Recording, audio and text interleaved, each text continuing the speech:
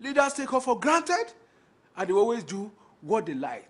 This so-called cabal, let me tell you, sir, from the security point of view, there is no cabal in Nigeria.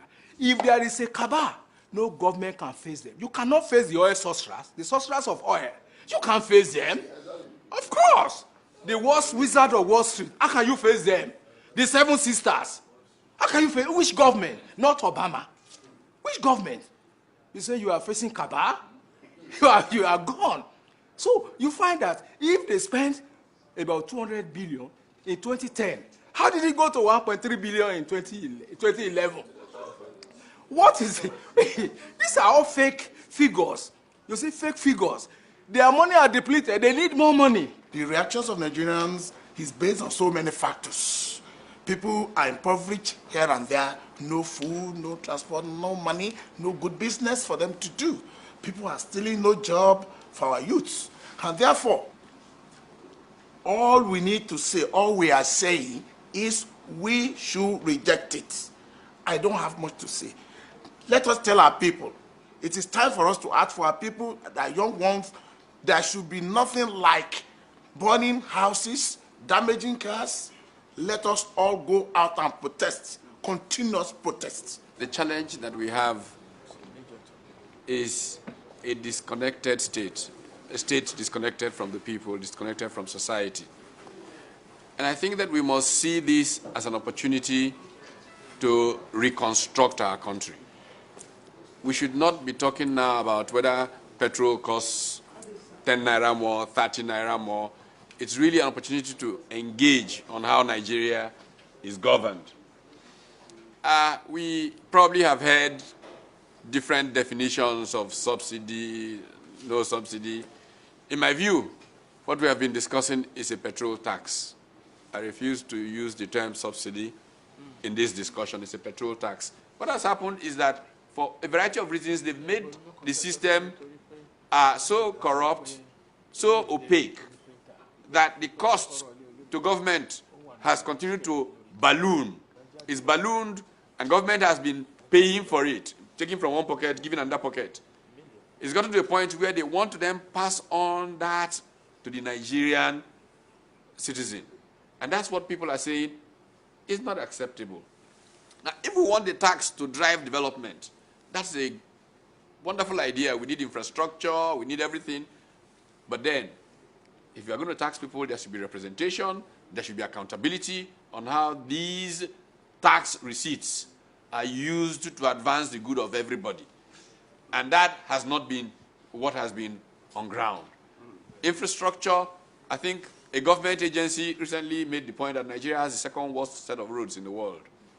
And you just go repeatedly on all the Millennium Development Goals, there has been no responsiveness to the needs of the Nigerian people.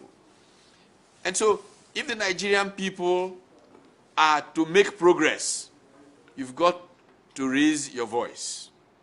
And this process is an opportunity for Nigerians to raise their voice. But I think that it must seek more comprehensive discussion of what has led to this kind of situation.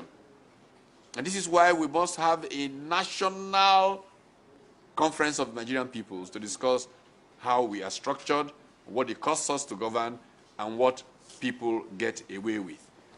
If Nigeria fails, the dignity of the black person for the next 100 years is gone. It is the single biggest collection of black people to change its place in history.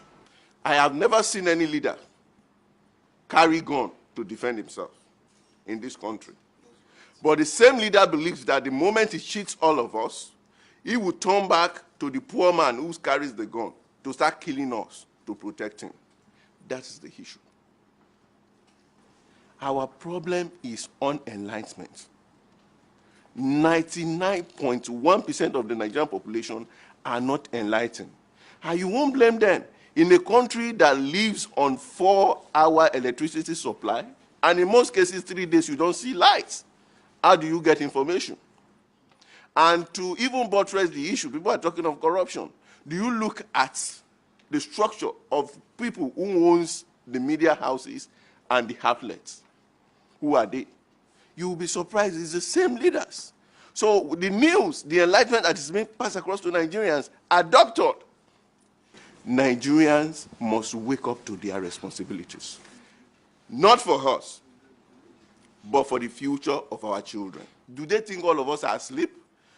About 2 years ago, we had $23 billion in our,